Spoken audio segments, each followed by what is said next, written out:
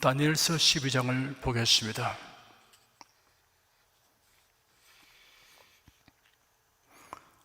1절에서 4절까지 함께 읽겠습니다.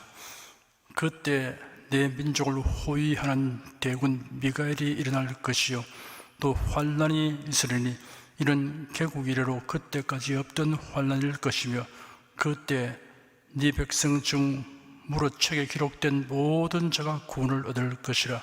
땅의 티끌 가운데서 자는 자 중에 많이 깨어 영생을 얻는 자도 있겠고 수족을 바라서 무궁히 부끄러움을 입을 자도 있을 것이며 지혜 있는 자는 궁창의 빛과 같이 빛날 것이요 많은 사람을 옳은 대로 돌아오게 한 자는 별과 같이 영원토록 비치리라. 다니엘아, 마지막 때까지 이 말을 간수하고 이 글을 봉함하라. 많은 사람이 빨리 왕래하며 지식이 더하리라. 다니엘서를 기록한 선지자 다니엘은 주전 605년 바벨론의 느부갓네살 왕에 의해서 포로로 잡혀가서 바사왕 고을에서 3년까지 활동했습니다. 당시 바벨론은 예루살렘 성전을 회파하고 모든 성전 기구들을 강탈한 후에 자신들이 섬기는 신이 이스라엘의 하나님 여호와보다 월등하다고 여겼습니다. 또한 바벨론 제국의 왕이 모든 나라와 민족의 운명을 좌우할 수 있다고 자만하였습니다. 나라의 흥망성쇠는 제국의 왕들이나 우연에 의한 것이 아니라 하나님의 주권과 섭리에 의한 것임을 하나님께서 다니엘에게 환상과 계시를 통해 밝히 드러내셨습니다. 다니엘서는 다니엘이 평생에 걸쳐 직접 받은 묵시들입니다. 다니엘 당시의 시대로부터 역사의 종말과 메시아의 나라가 도래하기까지의 세상 역사의 전개 과정이 요약된 것입니다. 주로 대제국들의 흥망사를 중심으로 보여주는 계시들입니다. 오늘 상고하려고 하는 12장은 그 종결 부분이며 히데겔 강가에서 바른 묵시 기사의 마지막 부분이기도 합니다.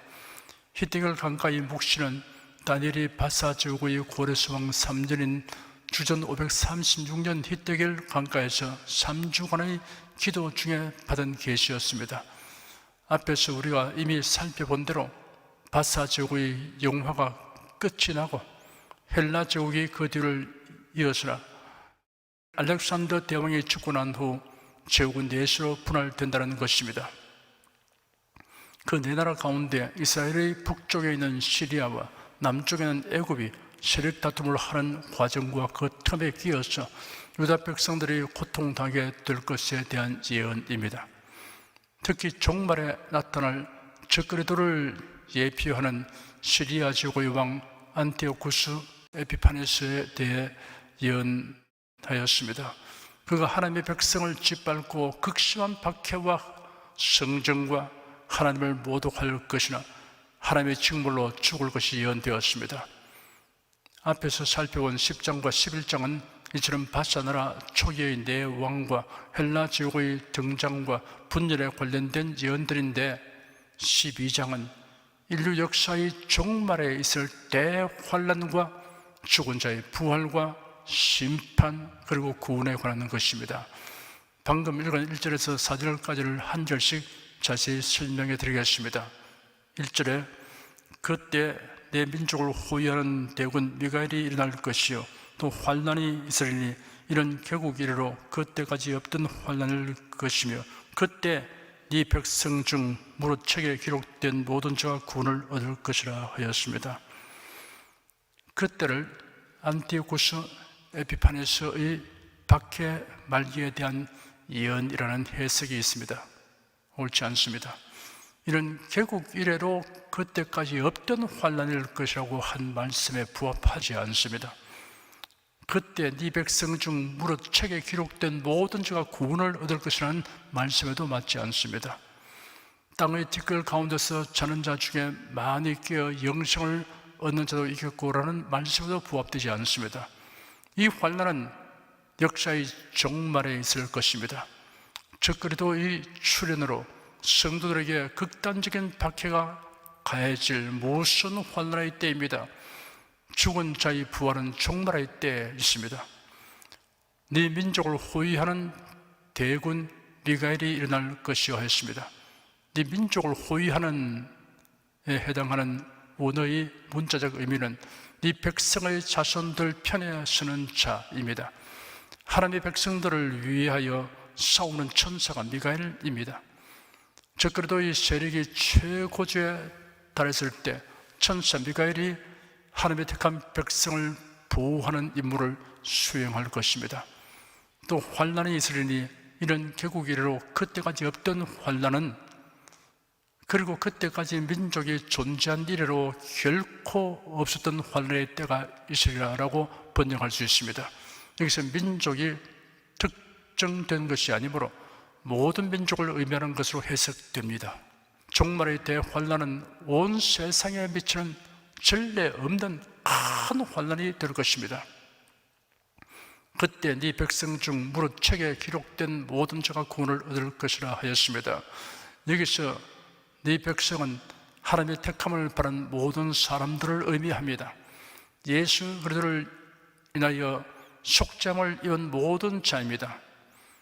책에 기록된 모든 자가 구원 얻는다고 한 이 책은 생명책입니다. 빌립보서 4장에 기록되기를 그러므로 나의 사랑하고 사모하는 형제들, 나의 기쁨이요 멸류관인 사랑하는 자들아, 이와 같이 주 안에 서라. 내가 유오디아를 구원하고 순두개를 구원하노니 주 안에서 같은 마음을 품으라. 또 참으로 나와 먹이를 같이 앉아 네게 구하노니 복음에 나와 함께 힘쓰던 저 부녀들을 돕고 또한 클레멘데와 그 위에 나의 동력자들을 도우라. 그 이름들이 생명책에 있느니라 하였습니다. 요한계시록 20장에는 또 내가 보니 죽은 자들이 물은 대수하고 그 보좌 앞에 섰는데 책들이 펴있고 또 다른 책이 펴있으니 곧 생명책이라. 죽은 자들이 자기 행위를 따라 책들에 기록된 대로 심판을 받으니 바다가 그 가운데서 죽은 자들을 내어주고 또 사망과 음부도 그 가운데서 죽은 자들을 내어주매 각 사람이 자기 행위대로 심판을 받고 사망과 음부도 불못에 던지오니 이것은 둘째 사망 곧 불못이라. 누구든지 생명책에 기록되지 못한 자는 불못에 던지우더라 라고 기록되었습니다. 2절에는 땅의 티끌 가운데서 자는 자 중에 많이 깨어 영생을 얻는 자도 있겠고 수욕을 받아서 무궁히 부끄러움을 입을 자도 있을 것이며 하였습니다. 땅의 티끌 가운데서 죽은 자란 이 세상에서 살다가 죽은 모든 인류를 가리킵니다. 하나님은 아담을 흙으로 만드셨습니다. 이때 사용되는 흙이라는 단어와 땅의 티끌이라고 번역된 티끌이 같은 단어입니다. 범죄한 아담에게 하나님께서 말씀하시기를 너는 흙이니 흙으로 돌아갈 것이라 하였습니다. 땅의 티끌 가운데서 자는 자 중에 많이 깨어라고 하였는데 이런 죽음을 자는 것으로 의미하고 있는 것입니다. 성경에는 사람의 죽음을 잠자는 것으로 표현한 곳이 여러 곳에 있습니다. 베라니의 나사로가 죽었을 때 예수는 그가 잔다라고 말씀하셨습니다. 스데반 집사가 박해자들이 돌에 맞아 죽었을 때 잠을 자게 되었다고 사도행전에 기록되었습니다. 사도 바울은 성령의 감동하심을 입어 기록하기를 형제들아 자는 자들의 고난이는 내가 알지 못함을 우리가 원치 아니하노니 이런 소망 없는 단원이 이와 같이 슬퍼하지 않게 하려 함이라 하였습니다. 깨어 영생을 얻는 자도 있겠고 수욕을 받아서 무궁히 부끄러움을 입을 자도 있을 것이라 하였습니다. 육신의 죽음이 인간의 최종적인 종말이 아니며 모든 인간이 죽음 이후에도 장차 부활하여 영생과 영벌로 나뉘어지는 심판을 받게 될 것을 강조하고 있습니다. 히브리서 9장 27절에 한 번 죽는 것은 사람에게 정하신 것이요 그 후에는 심판이 있으리 하였습니다. 수욕을 받아서 무궁히 부끄러움을 입을 자도 있을 것이라는 표현을 해석함에 있어서 휴거 시의 부활과 연관하여 이해하기도 합니다.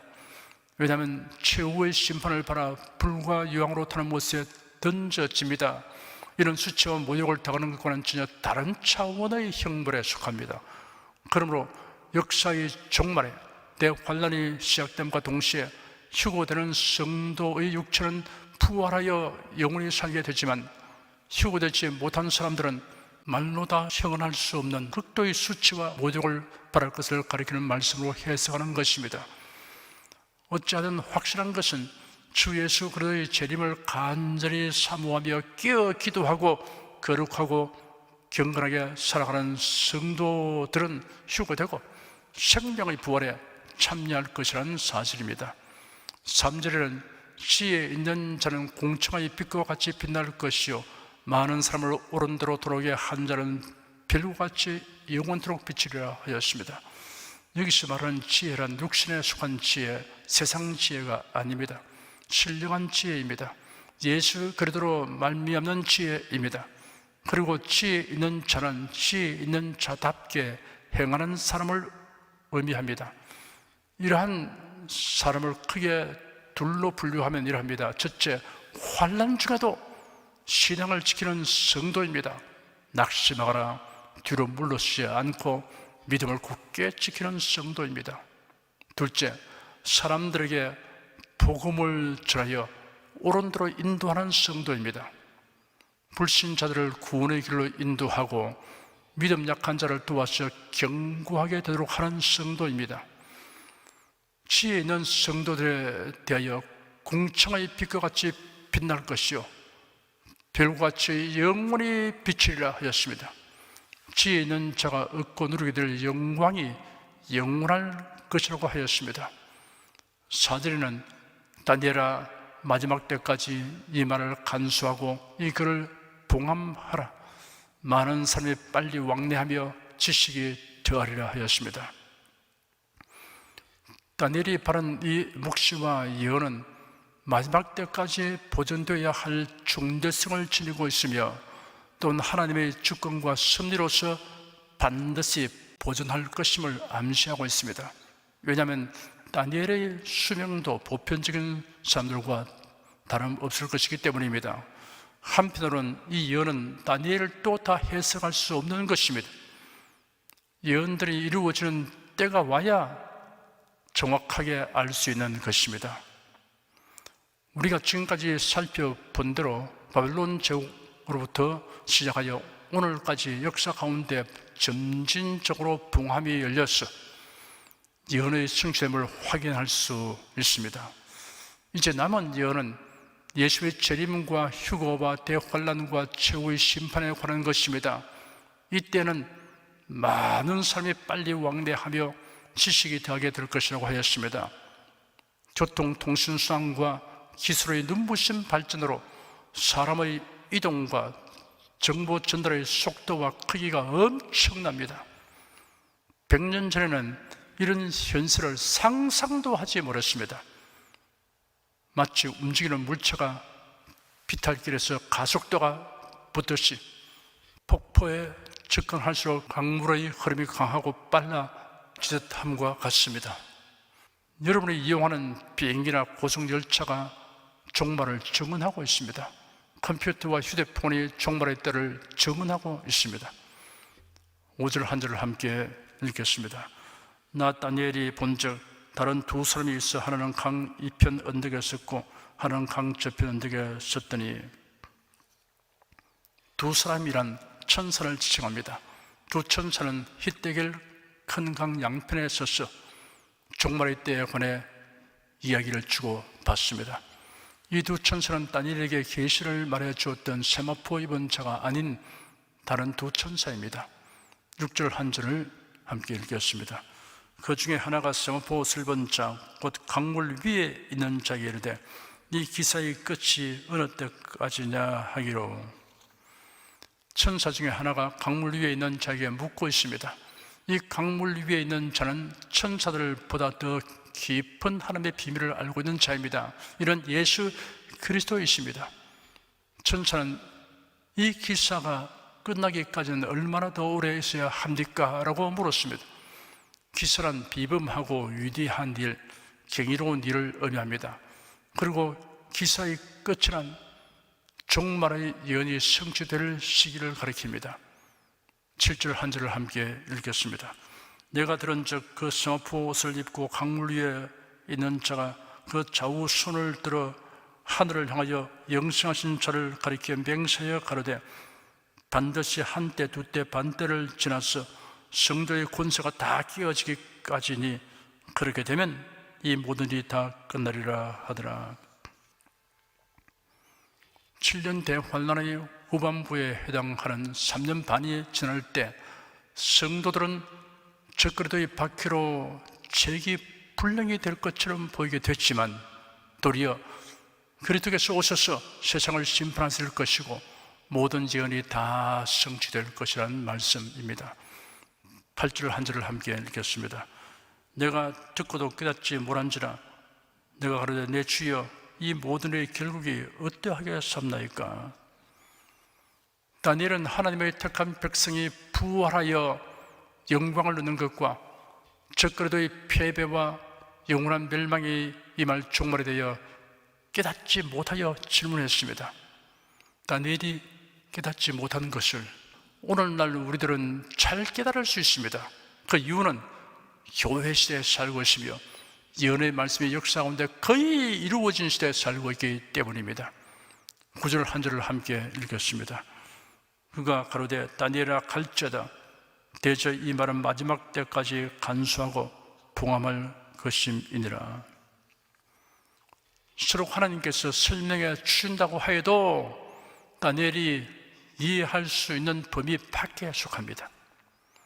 그 시대는 다니엘에게도 봉함되어 있었습니다. 다니엘에게 비행기, 텔레비전, 휴대폰에 대하여 설명해도 용어나 개념이 전혀 없기 때문에 알아듣지 못할 것이 분명합니다. 핵물리학자인 아버지가 3살 난 아들에게 핵발전과 핵무기에 관하여 설명하려고 하는 것이나 다름없습니다. 10절 한 절을 함께 읽겠습니다. 많은 사람이 연단을 받아 스스로 정결케 하며 희게 할 것이나 악한 사람은 악을 행하리니 악한 자는 아무도 깨닫지 못하되 오직 지혜 있는 자는 깨달으리라. 열을 가하면 버터는 녹아지나 계란은 굳어지듯이 환난에 대한 반응은 동일하지 않습니다. 진실한 신자는 환난을 당하면 연단을 받아 정결케 됩니다. 악하고 거짓된 자는 깨닫지 못하고 악을 더욱 행하게 됩니다. 11절, 12절 두 절을 함께 읽겠습니다. 매일 드리는 제사를 폐하며 멸망케 할 미운 물건을 세울 때부터 1290일을 지낼 것이요 기다려서 1335일까지 이르는 그 사람은 복이 있으리라. 이 예언은 복합적 성격을 지니고 있습니다. 먼저는 시리아의 왕 안티오쿠스 에피파네스가 예루살렘 성전에 제우스 신상을 세운 사건에 대한 예언입니다. 궁극적으로는 종말에 적그리스도가 성도들에게 하나님께 대한 경배를 금지하고 우상에 경배하도록 강요할 것에 대한 예언입니다. 1290일이나 1330일에 대해서는 명확하게 해석하기가 어렵습니다. 다만 이것이 적그리스도에 의한 극심한 환난의 기간을 상징하는 것이며 그 고난의 기간을 견디어 인내하고 이기는 자는 하나님의 나라에 들어가게 된다는 사실을 말씀하는 것은 확실합니다.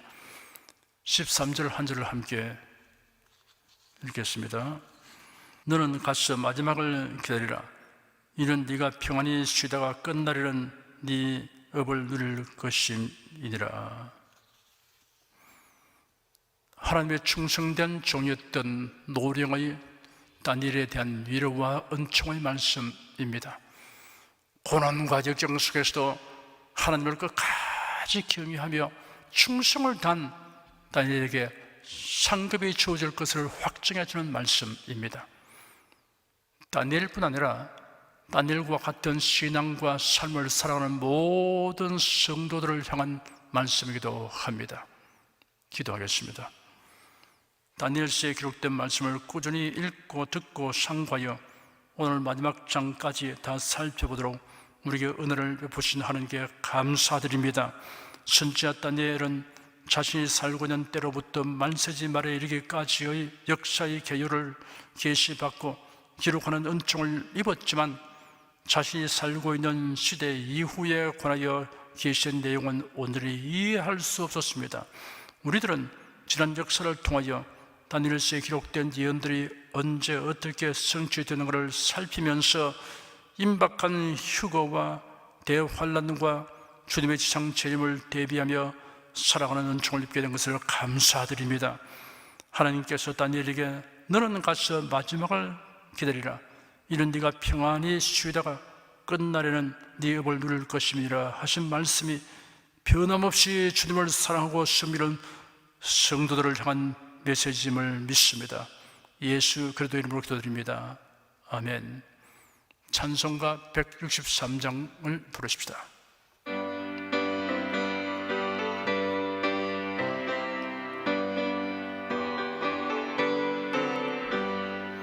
언제 주님 다시 오실런지 나는 네가 없으니 등 밝히고 너는 깨어있어 주를 반겨 맞아라. 주 안에서 우리 몸과 마음이 깨끗하게 되어서 주 예수님 다시 오실 때에 모두 기쁨으로 맞아라. 주 오늘에 다시 오신다면 부끄러움 없을까? 잘하였다 주님 칭찬하며 우리 맞아 주실까? 주 안에서 우리 몸과 마음이 깨끗하게 되어서 주 예수님 다시 오실 때에 모두 기쁨으로 맞아라. 주 예수님 맡겨주신 일에 모두 충성 다했나? 내 맘속에 확신 넘칠 때에 영원한 식 없겠네. 주 안에서 우리 몸과 마음이 깨끗하게 되어서 주 예수님 다시 오실 때에 모두 기쁨으로 맞아라. 주 예수님 언제 오실런지 한밤이나 낮이나 늘 깨어서 주님 만난 성도 주의 영광 보겠네.